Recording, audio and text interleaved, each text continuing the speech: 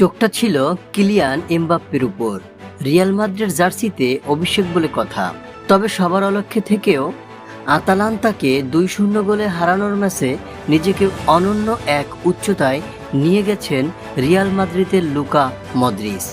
রিয়ালের হয়ে সর্বোচ্চ 27টি শিরোপা জেতার রেকর্ড গড়েছেন রিয়ালের ক্রোয়াট মিডফিল্ডার। হারিয়ে গেছেন 26টি শিরোপা জেতা নাসো ও দানি কারবাহালকে।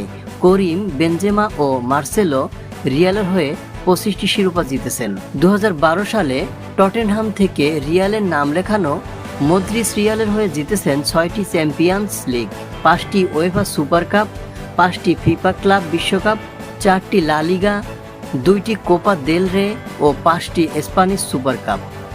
535 ম্যাচে গোল করেছেন 39টি, গোলে সহায়তা করেছেন 86টি। মদ্রিচের রেকর্ড গড়ার ম্যাচে রেকর্ড সর্বোচ্চ 6ষ্ঠবারের মতো সুপার কাপ জিতেছে রিয়াল। 5 বার করে সুপার কাপ জিতেছিল বার্সেলোনা ও এসি মিলান। রিয়ালের হয়ে গোল করেছেন এমবাপ্পে ও ফেদে ভালভের্দে। এক ক্লাবের হয়ে সর্বোচ্চ শিরোপা জেতার রেকর্ড যৌথভাবে রায়ান গিগস ও লিওনেল মেসির। ম্যানচেস্টার ইউনাইটেডের হয়ে 35টি শিরোপা জিতেছেন গিগস, সমান 35টি শিরোপা বার্সেলোনার হয়ে জিতেছেন মেসি। তবে সব মিলিয়ে সবচেয়ে বেশি শিরোপা জেতার রেকর্ড মেসির।